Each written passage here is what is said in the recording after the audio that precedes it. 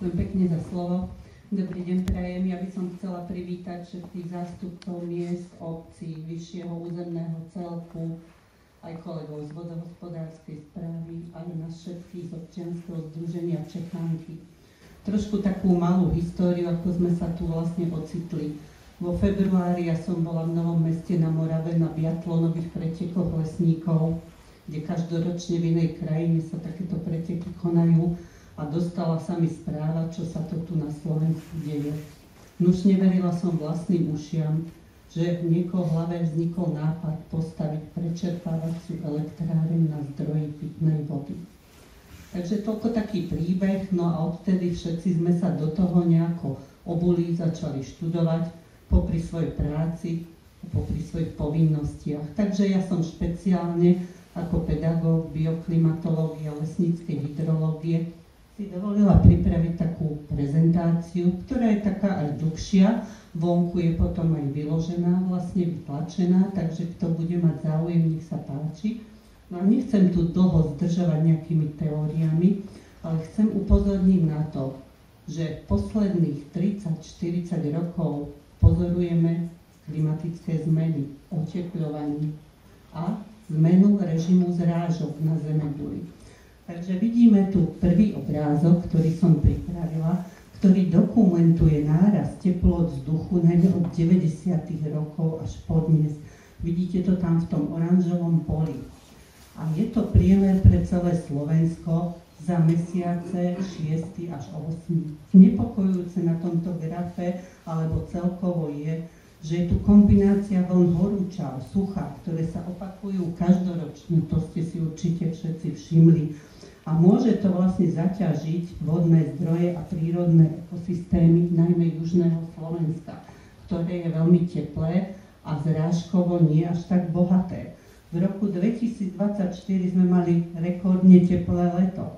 Teplota vzduchu priemerná 20,7 stupňa bola až o pol stupňa vyššia, ako tomu bolo v roku 2022. A teraz nasledovala extrémne suchá zima. Však tu v tejto lokalite nám za zimu chýba 150 až 200 mm zrážok, čo teda je vlastne už extrém. A riskovať vlastne to, že začneme v tejto oblasti budovať nejakú prečerpávaciu elektráreň, ktorej primárnym cieľom bude vyrábať elektrínu a nie zásobovať obyvateľstvo pitnou vodou, sa mi zdá hazardom. Prosím, ďalší slajd. Tento slajd nám dokumentuje, okoľko teda je odchýlka priemernej ročnej teploty v roku 2024 od obdobia od 30 rokov, teda 91 až 2020. A pozrite si tam hore v Európe ten červený fľak. Ten červený fľak, to sme my. Tam je nárast teploty o 2 až 3 stupne Celzia. Čiže na území tohto južného Slovenska sa očakáva v budúcnosti najvyšší nárast teploty. Čo znamená nárast teploty? Nárast teploty znamená nárast výparu, nárast evaporačných požiadaviek ovzdušia. Čiže teplé ovzdušie príjme viac vodných pár. Môžeme ďalší slajd? Takže dôkaz je tu na mape sveta. No a teraz som si dovolila tiež vytiahnuť štúdiu z roku 2024 v renomovanom vedeckom časopise, ktorú publikovali vedci krížom cez Európu, kde skúmali 23 jazier a simulovali pomocou klimatických modelov pozorovaní teploty a zmien hladiny jazier, ako sa bude meniť výpar z týchto jazier. Čiže nielen bude stúpať teplota, bude narastať výpar a podľa rôznych scenárov zistili, že pri tom najpesimistickom scenáre výpar zrastie o 42%, pri tom optimistickom, ktorý už sme dávno prekonali, alebo prekonávame, to bude 21%. Čiže predstavme si, že nám naprší zrážky tohto regiónu južného Slovenska sú 600 mm zhruba, ale vyparí sa nám 700 mm, 750, 800 a ročne nám tu chýba 200 mm vody. Toto oni dokázali na všetkých jazerách od Ženevského jazera až po Fínsko.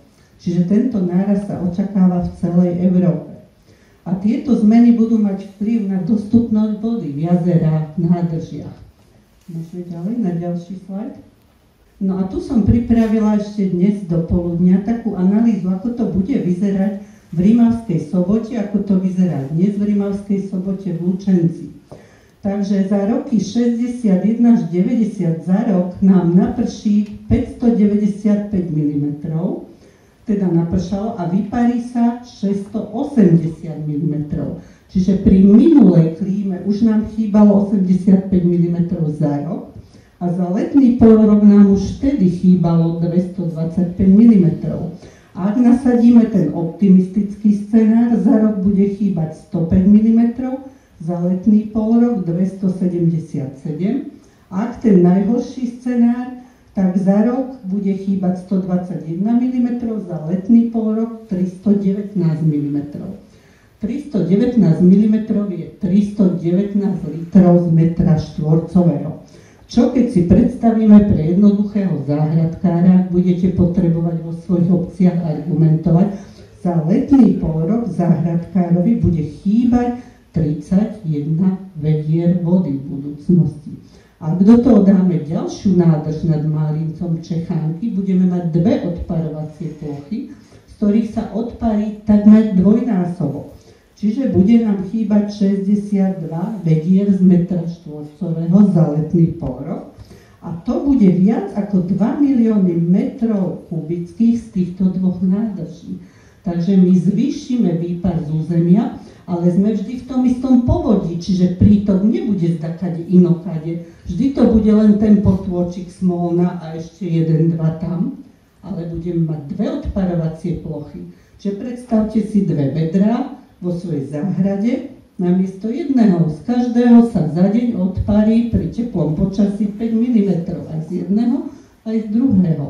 Takže my zdvojnásobíme výpar. Môžeme ďalej? No tuto je taký trošku odstrašujúci príklad aj z horských polôch. Nedieje sa to len na južnom Slovensku.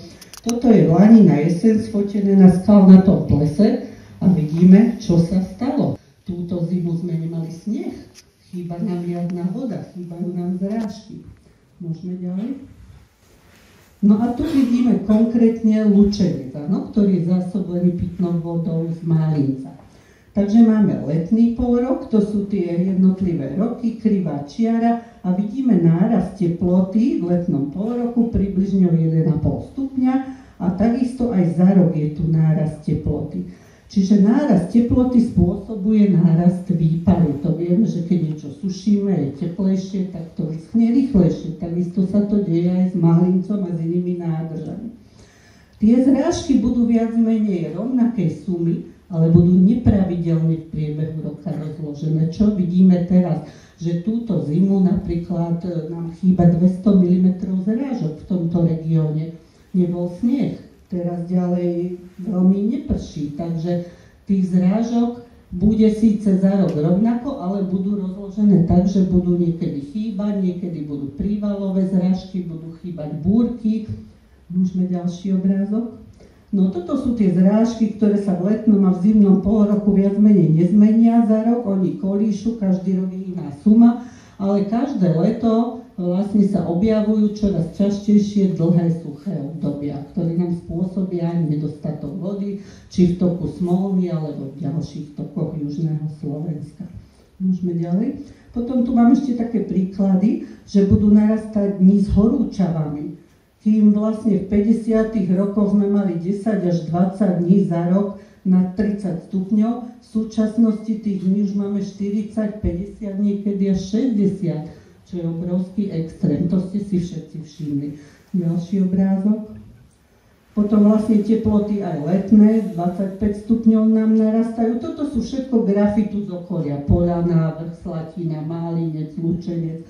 Ďalší obrázok poprosím. No a toto je index sucha. Tie červené stĺpčeky smerom nadol znamenajú suché roky.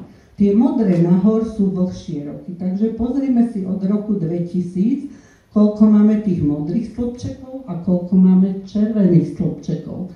Čiže extrémne nám narastá počet suchých rokov. No to sú tie záporné čísla, tie červené, kde je záporná vodná bilancia.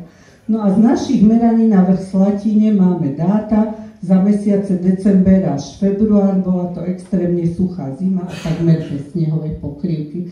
Takže pán starosta látok vlastne a látky vôbec nemohli upravovať trate, nedalo sa bežkovať na lome, na látkach, proste nebolo to možné. A je to vlastne aj dôsledok zmeny klímy a variability klímy. Poprosím ešte ďalší obrázok. No a dôležité je, že stúpa aj počet dní s teplotou nad 10 stupňov, to je lokalita Málinec. A ešte dôležitejší graf je, že nám klesá počet dní s teplotou pod 0 stupňov, čo nám ovplyvní kvalitu vody v Málinci. A pokiaľ my budeme tú vodu prečerpávať hore a dole, vlastne budeme ju aj otepľovať a týmto pádom meniť aj teplotný režim tej nádrže. Môžeme ďalej. No a posledné teda, že tu nevaríme nejakú vodu v koši, ale že sú to aj vedecké dôkazy mojich kolegov zo sveta a ďalších kolegov z mojich pracovísk. Čiže zvyšuje sa nebezpečenstvo kumulatívneho sucha v tomto regióne, klesajú nám jarné a zimné zrážky, chýbajú zimné zrážky vo forme snehu, či vzniká jarný deficit, zvyšuje sa výpad z krajiny a z povodia a vyplýva z toho negatívna vodná bilancia, zhoršuje sa kvalita vody zvyšujúcou sa teplotou, sinicami, zariasením. V okolí nám klesá počet búrkových situácií, pretože krajina je suchá a konvektívna oblačnosť sa nemôže vytvárať. V celom regióne je menej vlahy a menia sa cirkulačné pomery. No a na záver už len teda by som prezentovala náš názor, ktorý je taký, že ak by sa takáto stavba javila ako ekonomicky a ekologicky efektívna, mala by byť stavaná v zrážkovo bohatých a vlhkých regiónoch, u ktorým južné Slovensko už ani v súčasnosti nepatrí kvôli nedostatku zrážok a vysokým evaporačným požiadavkám ovzdušia. Regióny Slovenska máme také regióny, kde 1200 až 1500 mm zrážok ročne, sú to hornaté regióny a boli by potenciálne vhodnejšími na takéto investície. No a z klimatologického a hydrologického hľadiska, ku ktorému teda sa môžem vyjadrovať, je severné Slovensko vhodnejší región pre takúto vysokú investíciu, ak teda je to potrebné z hľadiska energetického, do toho sa samozrejme nevyznám. Takže toľko také klimatologické hľadisko. Ďakujem pekne.